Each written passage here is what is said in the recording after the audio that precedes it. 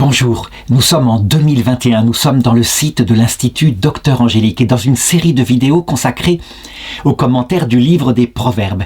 Et je choisis de commenter le proverbe 26-27 qui parle de la vengeance, de la méditation de la mort qu'on peut avoir sur quelqu'un.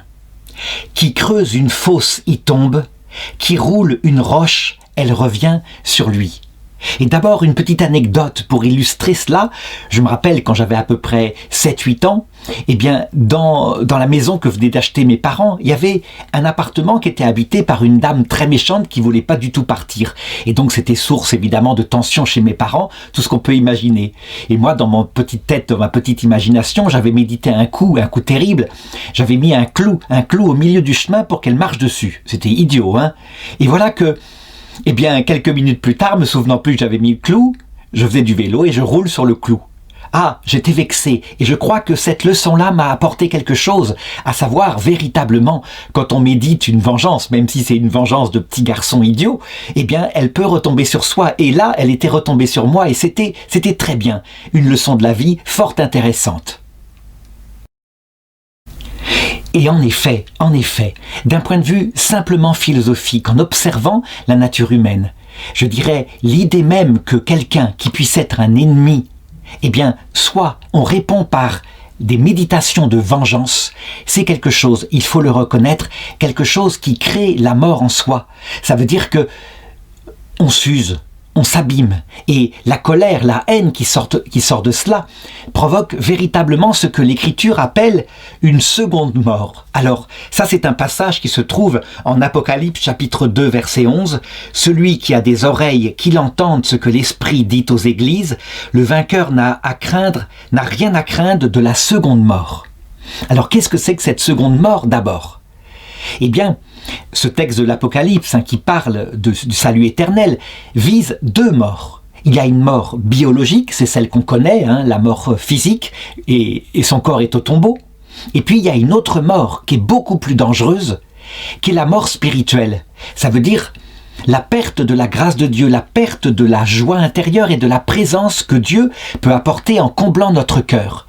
On le voit d'ailleurs très bien après le péché originel, lorsque Caïn médita dans sa jalousie, dans sa haine, dans son envie par rapport aux frères, il médita sa vengeance. Dieu l'avait prévenu et il mourut spirituellement dans cette vengeance, il ne mourut pas biologiquement. Ça veut dire qu'en fait, il y a une mort beaucoup plus grave en ce qui concerne et le salut éternel, que la mort physique, c'est la mort spirituelle. Tant qu'on est sur terre, évidemment, il suffit, on le sait par Jésus-Christ, d'un acte de repentir vers Dieu, et aussitôt, l'amour de Dieu nous revient. Mais il faut constater que pour Caïn, qui ne connaissait plus qui était le cœur de Dieu, ça a été source d'une grande détresse. Il tua son frère Abel, il l'enterra, et sa conscience se mit à le travailler et à le détruire de l'intérieur. La Bible dit d'ailleurs, n'importe qui pourra me tuer maintenant. En fait, n'importe qui, ça veut dire d'abord ses démons intérieurs. On a une histoire analogue dans la Bible avec Judas, non pas Judas l'Iscariote, mais Judas, le frère de Joseph, le petit-fils d'Abraham, qui fut un de ceux des plus violents qui livra son frère, Joseph, dont il était envieux, et qui le vendit en esclavage en Égypte. Ensuite, on voit Judas qui dans sa vie tourne mal. Il va mal, les malheurs s'abattent sur lui, il commence par quitter son père parce que la maison de son père, Jacob, est devenue une maison de deuil, il n'y a plus possibilité d'y vivre en paix.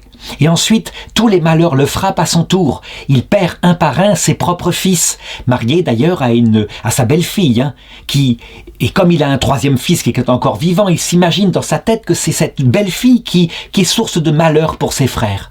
Résultat, il ne lui donne pas son troisième fils en mariage.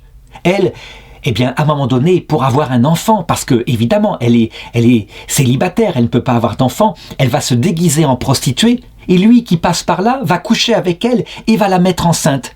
Quand il va se rendre compte qu'elle est enceinte, il va vouloir appliquer son droit de beau-père et la faire lapider.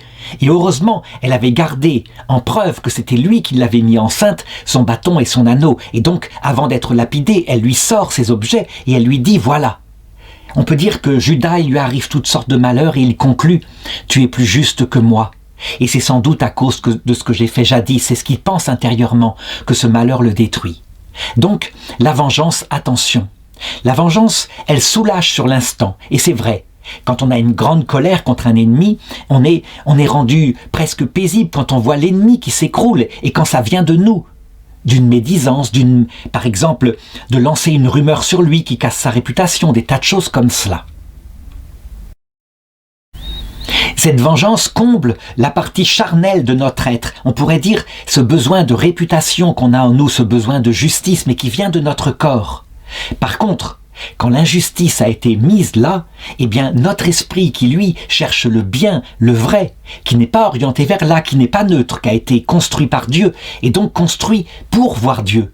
Notre esprit, lui, quelque part, ça le rend malade. Et ça ne se voit pas. On peut au contraire protester en disant « c'est bien fait, je me suis vengé, je me suis vengé ». Le dégât spirituel produira ses fruits souvent plus tard.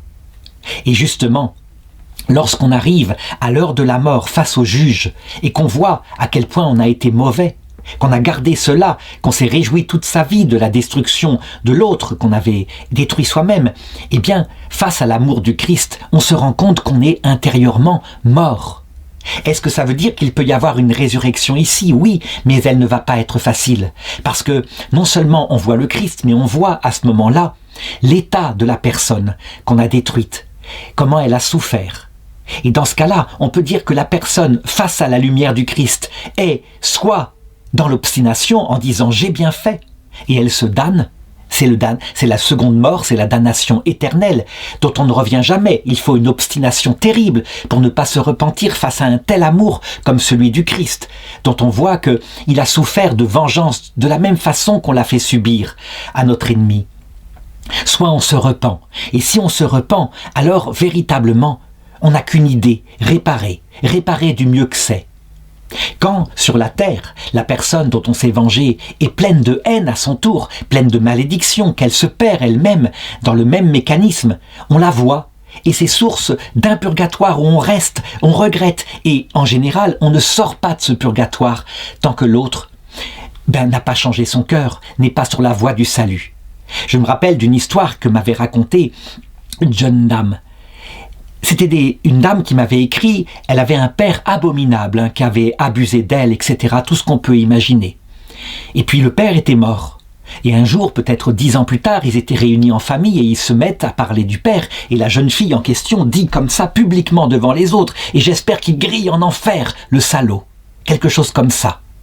Et il paraît, elle m'a raconté, il y a eu dans la maison un bruit énorme au même moment. Et il se demandait ce qui se passait, tout le monde est sorti à regarder, il faisait nuit à droite à gauche, et deux des frères et sœurs, en sortant dehors, ont vu, auprès de la sortie du portail, auprès de la boîte aux lettres, l'ombre, c'était net, c'était l'ombre de leur père, pourtant mort depuis 10 ans. Et à partir de là, eh bien cette jeune femme me disait, il faut jamais maudire ainsi son père, même quand il a gravement péché, parce que, je dirais, on l'enfonce encore plus dans son malheur.